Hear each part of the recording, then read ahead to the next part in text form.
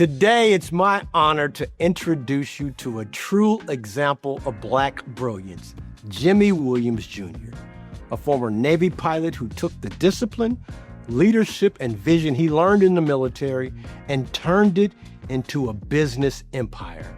He's truly a modern-day Calvin, starting from working at his local McDonald's near his childhood home, and today owning and operating more than 25 McDonald's franchises across the country. Jimmy is building wealth, creating jobs, and inspiring the next generation of Black entrepreneurs. His story, Flight Plan to Fortune, the journey from Navy pilot to franchise mogul, is a testament to what's possible when purpose meets opportunity. I hope his incredible journey motivates you as much as it inspires us all. Here's our host, Emmy Award-winning journalist, Ed Gordon. I met Jimmy Williams in his hometown of East St. Louis, Illinois, in front of his childhood home. The place, as you'll soon find out, that cultivated his dreams, that grew his spirit, and nurtured a young boy, allowing him to have a distinguished military career and become one of America's great CEOs.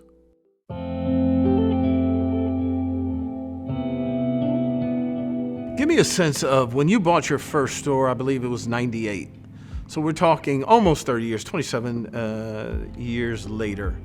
Could you have dreamt that you would have amassed 25 more stores 25 years later to get you to 26? Did you allow yourself to dream like that at that point? I didn't. What I knew then and what I know now, like my mother would say, you got to catch the early bus. And so it's extremely important to me, again, day in and day out, to put the effort in. Number one, with people. Number two, with operations. And certainly financially, I have a responsibility to put myself in a position to grow. So each and every day, I work on those things, and I work towards becoming a better entrepreneur, a more connected entrepreneur. And by the way, I have a lot of help now because I have an amazing team, which, by the way, includes my family. They're very involved. I'm going to get to that in a minute, but I want to stay with the idea of the opportunities that you've been able to have because of the businesses. You have mentoring projects and programs.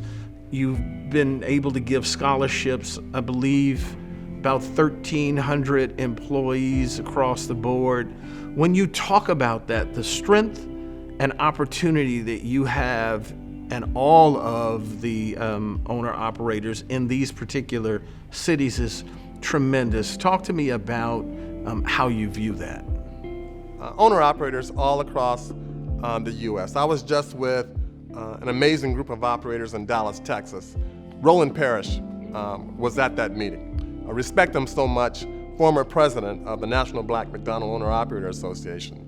And whether his giving to Purdue University or the giving that he does in his community and how he runs his business from a people perspective, from an operations perspective, from a financial perspective, is something that is ideal and something that I can copy off of. And I try my very best to do so day in and day out.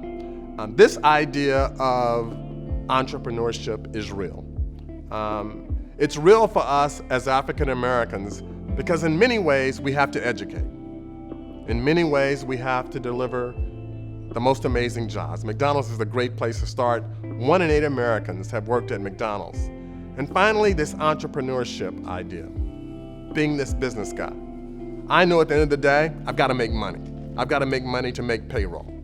I think being in East St. Louis, turning over those dollars in East St. Louis, hiring individuals in East St. Louis and other businesses, B2B, extremely important.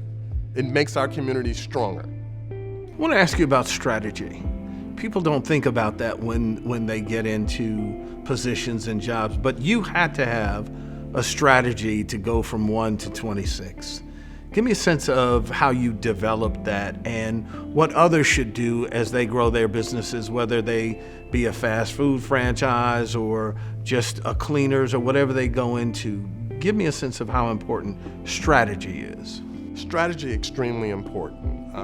I had an advantage in many ways. A lot of things have been connected in my life. As I was making that drive, when I got out of the Navy, I passed through Denver, Colorado. And I stopped at a McDonald's. And I saw this guy there that was connected to the McDonald's. His name was Geta Asphalt.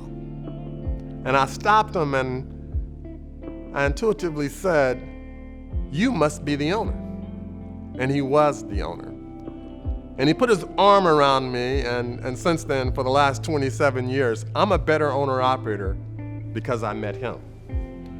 And so when we talk about the vision, the strategy, and the tactics behind it to grow your business, to become a better entrepreneur,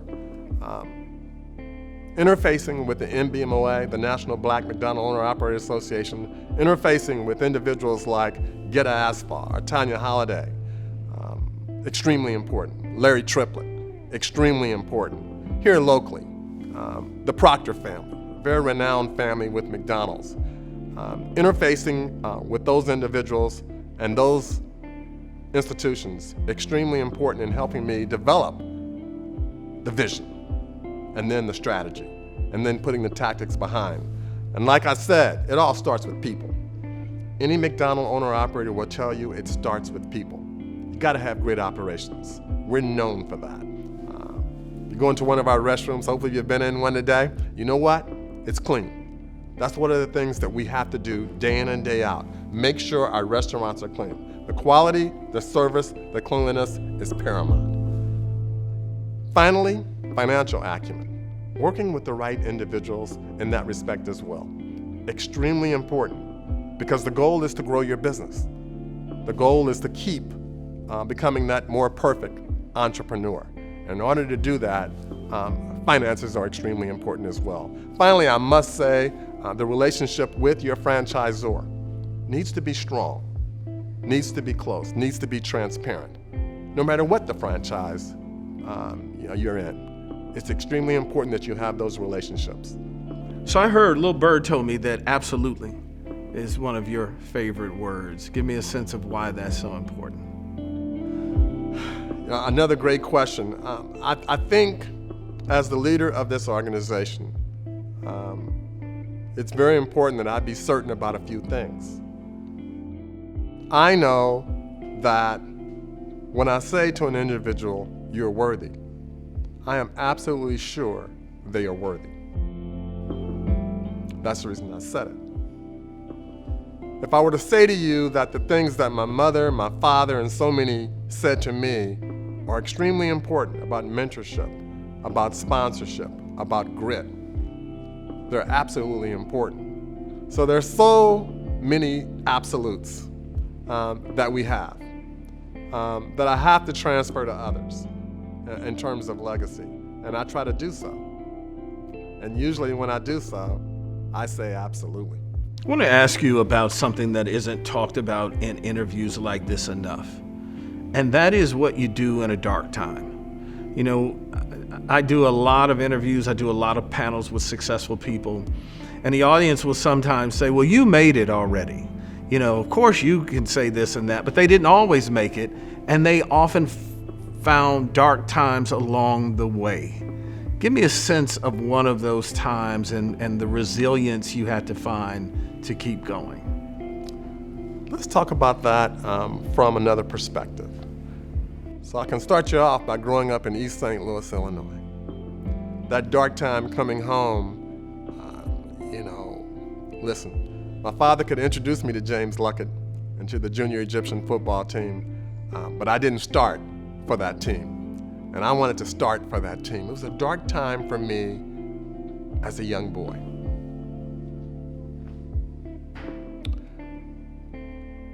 Joining the Navy.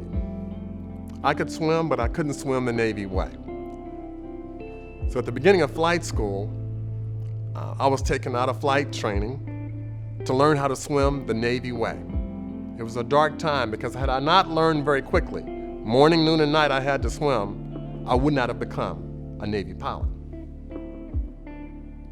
transitioning to McDonald's. As you know, I saved every dollar that I could save. But you know, McDonald's wants 25% down, the banks want 25% down. I had to come up with that money. I lived at home with my mother for 8.5 years. And my lovely wife waited on me. A dark time in my life, trying to make it out here in the business world. During the discourse we were having as a nation with the Mike Brown situation here in St. Louis, the North County market caved on me. A dark time, and I had to make it. And so you're right. At the end of the day, those lessons I learned at the kitchen table, the individuals that I met, the lessons I learned from so many commanders in the Navy, the lessons I learned from Dr. Ben Davis or Geta Asphalt, all extremely important and have helped me make it through dark times. How have you been able to, particularly in a time like we live today, convince particularly younger people who only see companies as companies? They don't see them as an extension of a community as you and other owners have tried to be. Give me a sense of what you've done to bring them in the fold, if you will, or when you've had opportunity to talk to them about the importance of having these kinds of businesses in your neighborhood, in your community. What have you been able to do there? I would like to take you for a tour, if you have the time, through East St. Louis, Illinois. Many businesses have left because of the poverty, because of the crime, because of so many factors. They've decided not to do business in East St. Louis. In North County and the city of St. Louis, some businesses have left, and people have made decisions to do business or not to do business in those areas. The one thing I can say to you is those golden arches shine bright in those areas in the St. Louis community, but also across the country. McDonald's in many ways ubiquitous. We're everywhere. And I think that's because of the owner-operators. It is. At the end of the day, we have to tie that knot and hang on. We're a part of that community. You asked a question about community a few minutes ago and how very important community is, extremely important.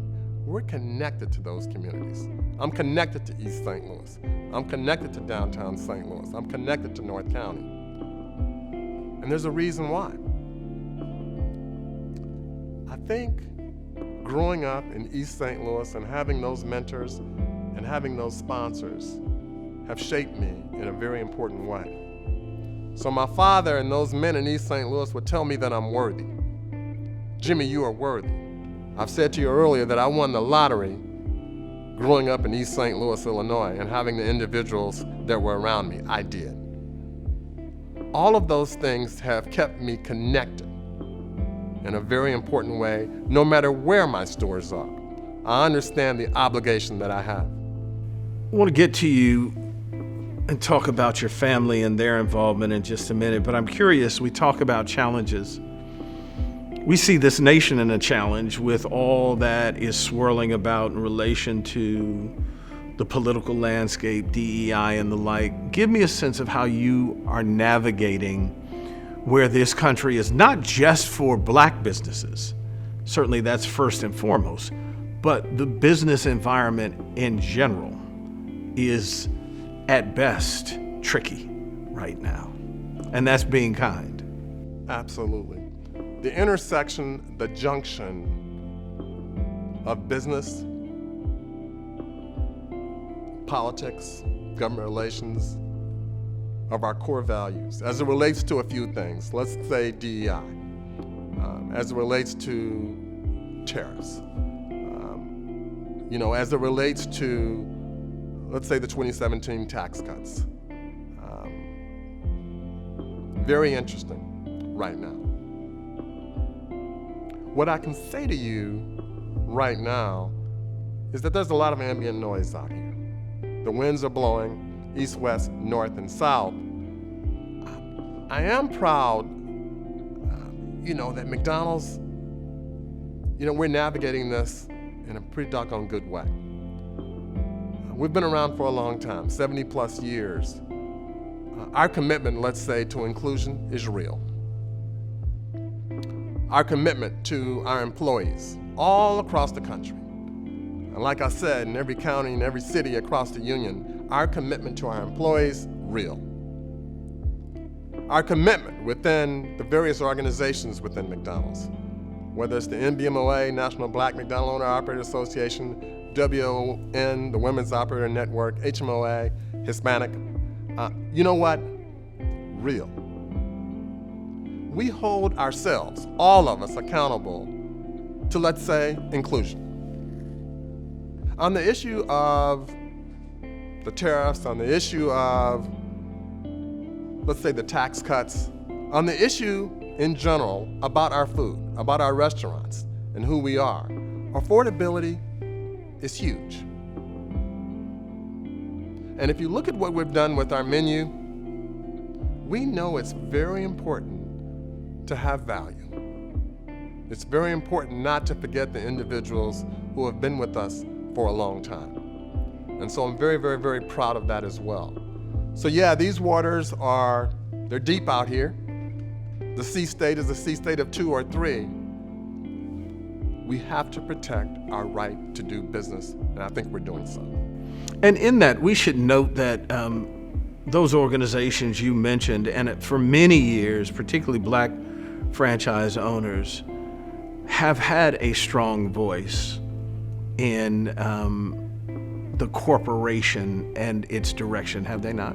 They have. The president of the National Black McDonald Owner Operator Association now is Tanya Holliday. I haven't mentioned a couple of the past presidents. I mentioned Larry Triplett. Certainly I was with Roland Parrish down in Dallas, Texas, last week.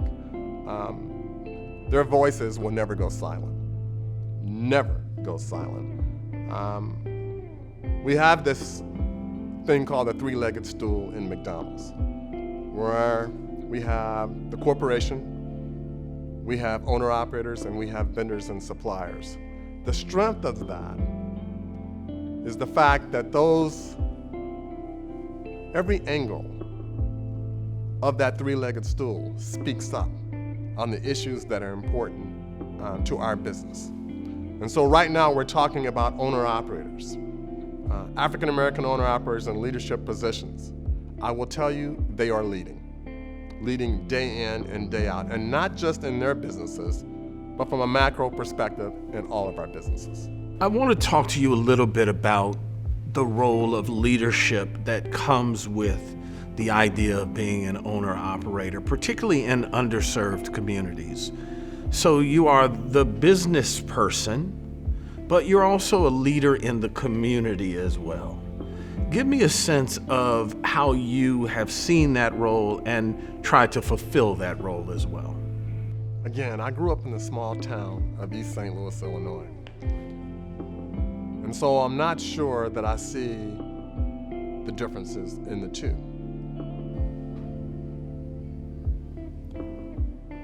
There's never been a discussion, let's say, about me leaving East St. Louis, Illinois, when others have left. If that wrestling team, if their van is at a restaurant and someone breaks into that van and steals their equipment, there's no question that Jimmy's going to be involved. During the pandemic, there's no question that Jimmy is going to be involved. And so the way we see community at McDonald's, the way I see community at McDonald's and business is synonymous. We're part of the fabric of that community. And so whether it's East St. Louis or downtown St. Louis, North St. Louis, the county, whether it's Jerseyville or Carlinville, we're a part of those communities. It's extremely important for us to be a part of those communities. That's who we are as McDonald's franchisees. You know what's interesting that I just saw? You said I and then you caught yourself and you changed it to we. That's important for you, isn't it? It is. We're part of something bigger. When I think of leadership, someone asked me the other day about who do you respect most as leaders, throughout your life. I talked about the leadership within our organization with Cornelius Ruffin, Deb Sharon, Paige, Chelsea, the entire team, Fuchsia. That's extremely important to me. That word "we," instilled in me by my father, but also by the U.S. Navy, extremely important. I didn't do this alone. There's no way. I'm a part of an amazing team. I'm in business for myself, like I like to say, but not by myself. Enjoy part 2? Catch the final episode as Jimmy reflects on the power of legacy.